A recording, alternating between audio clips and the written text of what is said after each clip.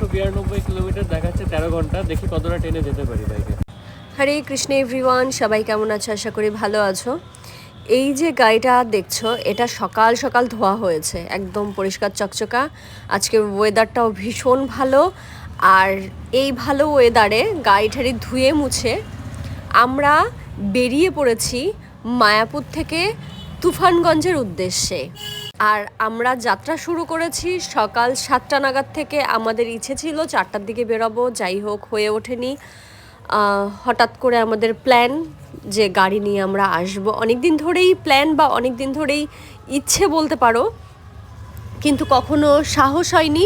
But এবার অনেকটা সাহস, ভগবানের ওপরে অনেকটা আস্থা রেখে আমরা বেরিয়ে পড়েছি। কোনো প্রবলেম হয়নি, রাস্তা তো ভীষণই ভালো, এত স্মুথ রাস্তা, গাড়িতে কোনো প্রবলেম হয়নি। আমি তো ভাবতেই পারিনি যে আমি এতটা টাইম বসে থাকতে পারবো, কিন্তু বেশ ভালো লেগেছে, আমি বেশ এনজয় করেছি। আমি ভিডিওটা বানিয়েছি, ভয়েস ওভার দিতে পারিনি, যার জন্য আমি লেট করে দিচ্ছি। সেদিন ছিল একাদশী। আমরা মাঝপথে 4বার দাঁড়িয়েছি, তাও ঠিক 2 থেকে 3 মিনিটের জন্যে। আমরা মোটামুটি কতটা রাস্তা চলে এসেছি। আমরা মুর্শিদাবাদ ঢুকে গেছি এখন। মুর্শিদাবাদ ঢুকে গেছে। এখন বেলডাঙ্গা বাজে আছে, এখন বেলডাঙ্গা। এখন বাজে কটা? এখন বাজে 8:24। 8:24 বাজে। 60 কিলোমিটার চলে এসেছি বাড়ি থেকে। হ্যাঁ, ব্যাস ভালোই লাগলো। তারপর ভগবানের আশীর্বাদ নিয়ে এগোবো, নইলে অনেক লেট হয়ে যাবে।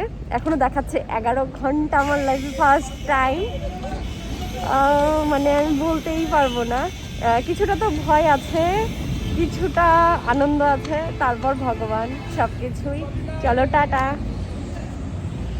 আবার শুরু হলো আমাদের যাত্রা। রাস্তাটা এতটা ভালো হবে বা আমার একদম প্রবলেম হবে না সেটা বুঝতে পারিনি। মানে আমার খুব ভালো লেগেছে। মানে নেক্সট টাইম হয়তো বা আমি এত লং জার্নি না করলেও আমি বাইকে একটু দূরে জার্নি করতে রাজি আছি। আর এটা হচ্ছে ফারাক্কা। আমার ফারাক্কা ব্রিজটা দেখার খুব ইচ্ছে ছিল। প্রথম যখন আমি ওই সাইডটাতে যাই, তখন আমি ফার্স্ট দেখেছি ট্রেন থেকে, তাও আবার রাত তখন কখনো 8টা, কখনো রাত্রি 1টা 1:30 এরকম টাইমে। একবার বাসে গেছি, বাসেও অনেক রাত্রে দেখেছি। আর ফারাক্কাটা এত কাছ থেকে বাইকে দেখবো আমি ভাবিনি। ভীষণ জ্যাম ছিল, ভীষণ জ্যাম। তাই আমরা এতটা সাইড দিয়ে যাচ্ছিলাম, এদিক দিয়ে বাইক কি যাওয়া আসা করছিল, কোনো প্রবলেম হয়নি। কি খবর, কেমন লাগছে? কোনো সমস্যা হচ্ছে না, জুতো কোমর ধরবেই। 280 কিলোমিটার বাড়ি থেকে চালানো হয়ে গেছে। আমরা রায়গঞ্জ, যেহেতু একাদশী, তার জন্য আমরা খাচ্ছি শুধু ফ্রুট। এই যে শুধু fruits।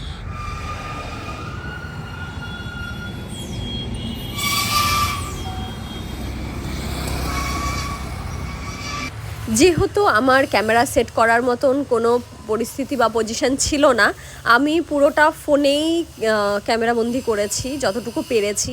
আর যখন খুব স্পিডে গাড়িটা চলে না, তখন ওই মোবাইল বের করে ভিডিওটা করাও না একটা রিস্ক হয়ে যায়, বা করাও অসম্ভব হয়ে দাঁড়ায়। তার জন্য মাঝপথে আমার সেভাবে ভিডিও করা হয়নি। অনেকটা পরপর এসে আমি ভিডিও ক্লিপটা নেওয়ার চেষ্টা করেছি। এত সুন্দর ওয়েদার, একটা টুক করে ভিডিও বানালাম। আর ওয়েদার আজকে এত সকালে বেরিয়েছে, আজকে একটু টাইম বেশি লাগবে। প্রচন্ড কুয়াশা, মানে জাস্ট ভিজে যাচ্ছে। বৃষ্টি পড়ার মতন কুয়াশা পড়ছে। হ্যাঁ, বৃষ্টি পড়ার মতন কুয়াশা পড়ছে, পুরো ভিজে যাচ্ছে। দেখো পরিস্থিতি। হেলমেট ভিজে যাচ্ছে, চশমা ভিজে যাচ্ছে। হেলমেট পুরো, চশমা ভিজে যাচ্ছে। আমার দেখতে কেমন লাগছে বাবা, মনে হয় 3-4 আমরা দিন বাগডোগরা থেকে রওনা দিলাম, প্রায় 20 কিলোমিটার হয়ে গেছে। কালকে রাত্রে স্টে করেছি, তার কারণ টানতে পারতাম না। বিশেষ করে মাসির বাড়িতে একটু, যেহেতু কালকে একাদশী ছিল, মাসির বাড়িতে একটু প্রসাদ পেতেই পুরো শরীর কাহিল হয়ে পড়েছে। মনে হচ্ছিল একটু ঘুম চাই। যাই হোক, একটু ঘুম দিয়েছি। আজকে সকাল মোটামুটি 7:30 নাগাদ বেরিয়ে পড়েছি আমরা। এখন কটা বাজে? এখন বাজে তো 8:20। 8:20 বাজে। 11টার মধ্যে। হ্যাঁ, আমরা 11টার মধ্যে ঢোকার চেষ্টা করব। তার কারণ আজকে যে কুয়াশা, খুব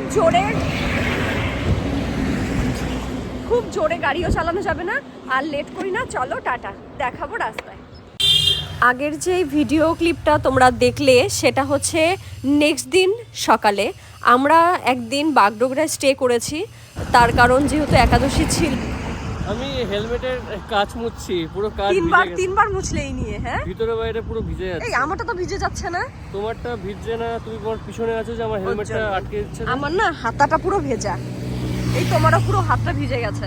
এই কুয়াশায় রাইডিং করা খুব মুশকিল। হ্যাঁ, আর কুয়াশায় কালকে যখন এগোনো বাড়ি যায় না। থেকে বার হলাম তখন ওয়েদারটা খুব ভালো ছিল। খুব ভালো ছিল। আজকে মনে হয় একটু বেশি একদম গায়ে পড়ছে শিশিরটা মনে হচ্ছে। চলো টাটা করে দাও, বাই টাটা। আমি নিজেও এখনো বিশ্বাস করতে পারছি না আমি তুফানগঞ্জ ঢুকে গেছি। মানে শিলিগুড়ি যখন ঢুকে গেলাম না, তখনই একটা মনের মধ্যে কত শান্তি যে আমি শিলিগুড়ি চলে এসেছি, তার মানে তো আমি চলেই আসবো। চলো টাটা, ভিডিওটা আমি এখানেই